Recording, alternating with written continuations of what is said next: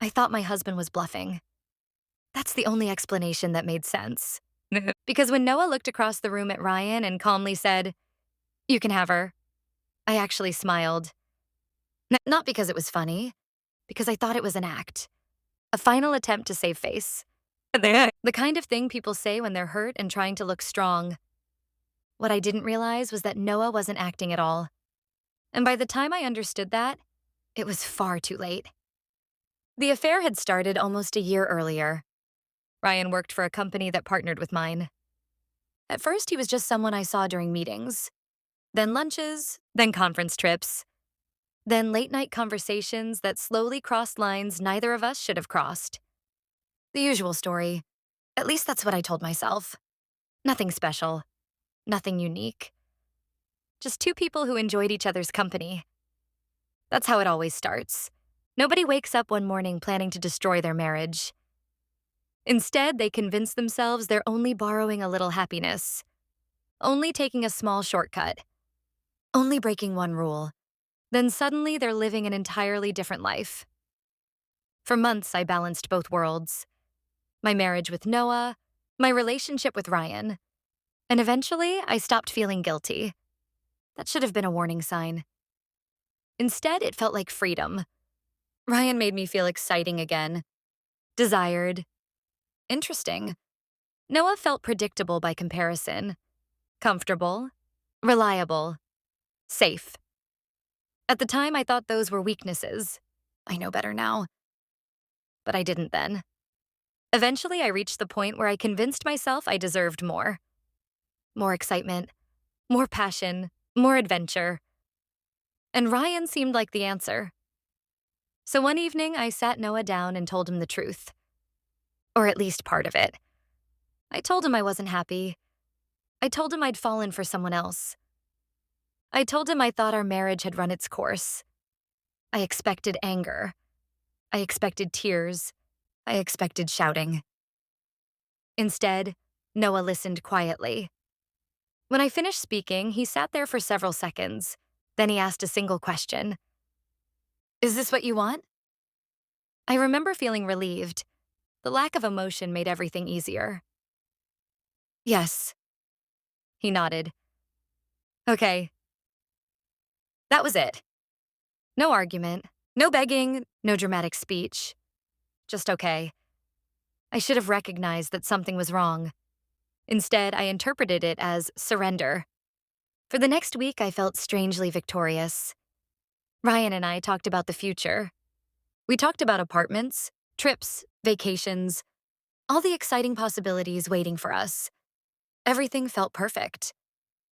Then Noah asked if Ryan would come over. I assumed he wanted closure. Maybe one final conversation. Maybe an awkward confrontation. Ryan wasn't thrilled about it. Neither was I. But eventually, he agreed. The three of us sat in the living room on a Friday evening. The atmosphere was tense. Ryan looked nervous. I felt anxious.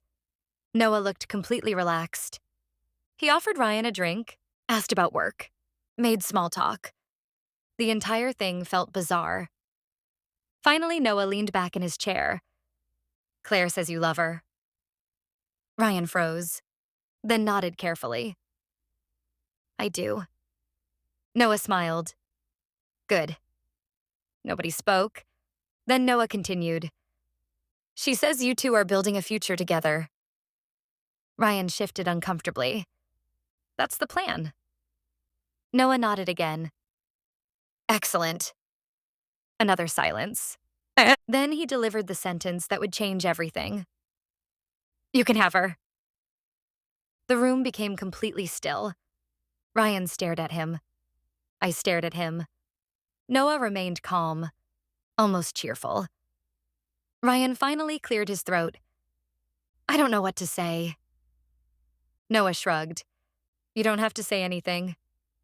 Then he leaned forward slightly. "And since you're building a future together, I have a few questions." At first, the question seemed harmless. Where would we live? Had we discussed finances? What happened if one of us lost our job? Who would carry health insurance? What about retirement planning?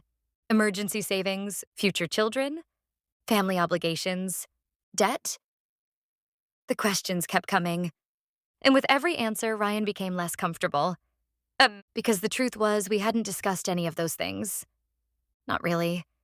We'd discussed vacations, restaurants, weekends away, not reality. Reality was far less exciting. By the end of the evening, Ryan looked exhausted. When he left, Noah simply wished him good luck.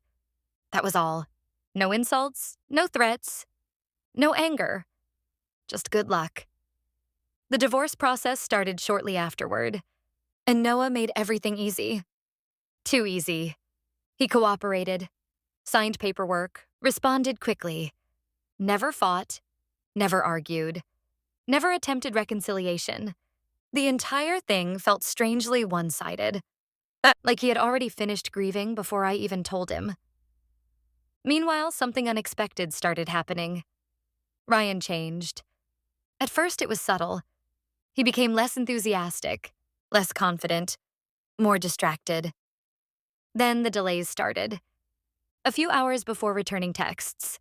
Then a day. Then longer. Whenever I brought up future plans, he seemed uncomfortable.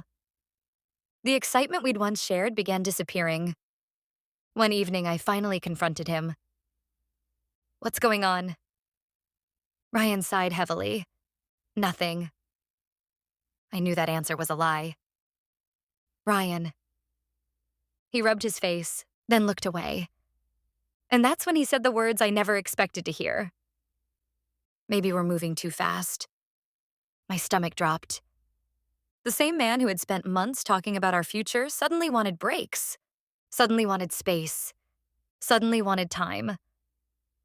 I tried fixing it, tried recreating what we'd had before. But something fundamental had changed. The fantasy was gone. The relationship was no longer stolen moments and secret excitement. Now it was bills, responsibilities, expectations, reality.